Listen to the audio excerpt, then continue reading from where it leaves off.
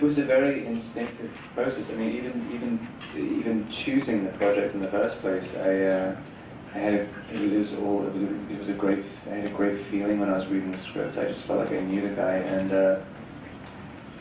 the world that Francis created just made everything so easy. I mean, it was like the easiest film I've ever done. So I can't really describe what the real journey was. It was just.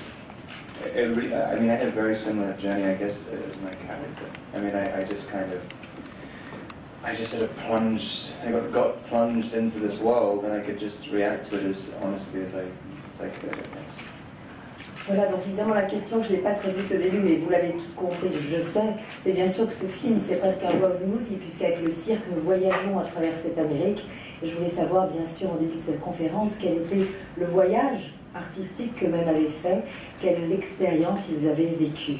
À vous, mesdames et messieurs, de vous lancer. Ah, voilà. Je voudrais connaître, comme le milieu du cirque est fortement évoqué, je voudrais savoir quels sont les attachements qu'ils avaient avec le cirque, et s'ils se sentaient eux-mêmes saltimbanques du fait qu'ils voyageaient beaucoup avec leurs films. Yeah, it's absolutely like a circus. I mean, a circus is a big family that travels together and lives together for a while, and there are a bunch of different mixes of personalities, and everybody has different talents, but everybody comes together with one common goal, and it's a bit nomadic, and you travel around and set up very quickly and cause a bunch of damage, and then, you know, disappear at the same day. It's very similar. It was every aspect of the question was answered. Francis' answer. I mean, I guess I could only add that I think it's slightly easier doing films. I mean, just from my brief experience in a pretend circus. I mean, just having to imagine people living in a train together, and also the intensity of performing every night. I mean, I'm surprised there aren't more murders in circuses. It's like, it would be absolutely insane to do that all the time. I just did a movie for 8 months and I almost killed myself. So you survived, that's cool. Oui. You know that act when the beautiful lady stands in front of a board and the nasty guy takes a bowling knife and goes,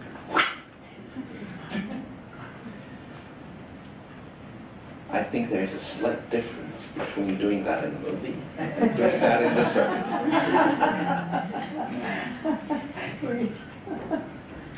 Yes, I think it's true, the aspect of traveling, and that, you know, it's a collaborative medium, that all these people have to get together and create, use their talents and their gifts and their skills, and there's parts of it that are very physical and labor intensive, and then there's parts of it that are more performance oriented. So yes, I definitely see a similarity between the movie different.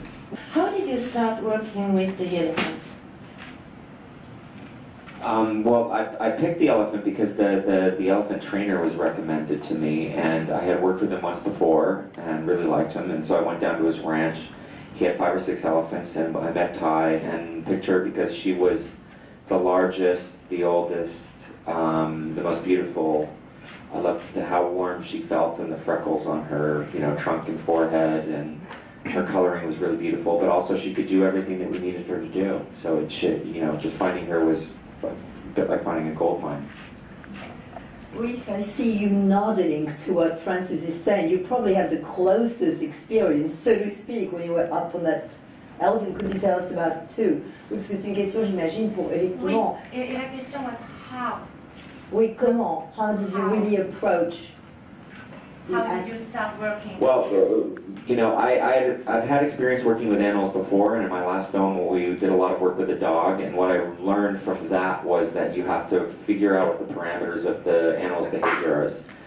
And you work with the trainer to bring out that behavior in order to evoke a particular emotional value. And so I did the same thing with this trainer. So we figured out exactly what she could do, and then we would figure out, okay, if there's a scene where Christoph is going to be hitting her with a bullhook, and he had never hit her with a bullhook, he never touched her, but he would swing a small stick, and he would scream and act like he was hitting her.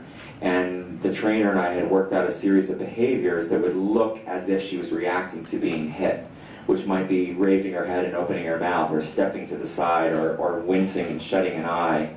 And we created a system of these behaviors, and so the trainer would just stand off to the side of the camera and talk to her, and have her, and she's only listening to the trainer.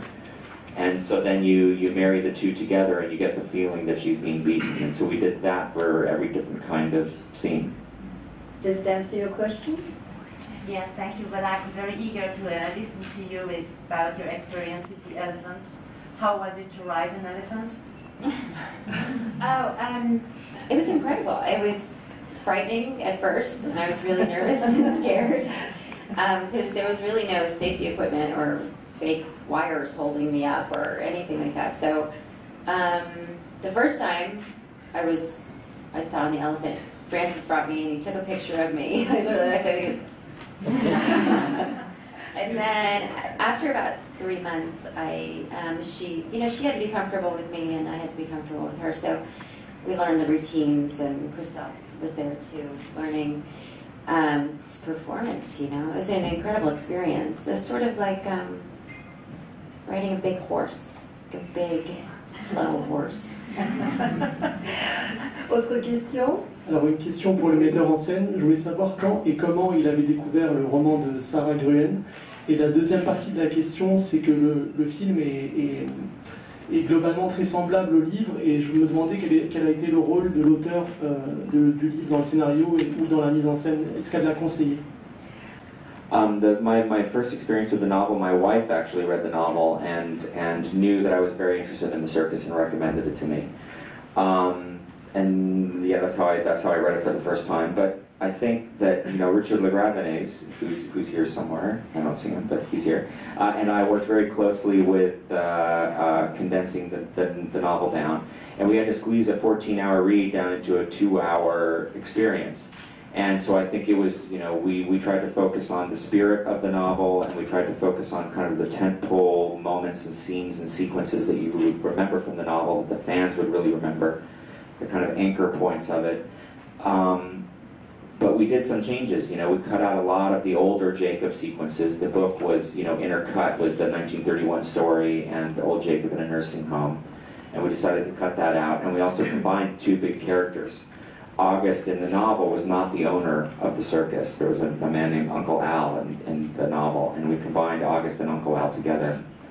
And partially out of trying to find some depth to the character of August. August in the novel was also schizophrenic. And quite honestly, I wasn't quite as interested in an excuse, in a way, for his behavior. And I liked giving August humanity and a logic to his thinking, and that he built this family and built this business and has his life that he's protecting, and it makes sense, and I think it just makes him a human, and that's what I was interested in doing.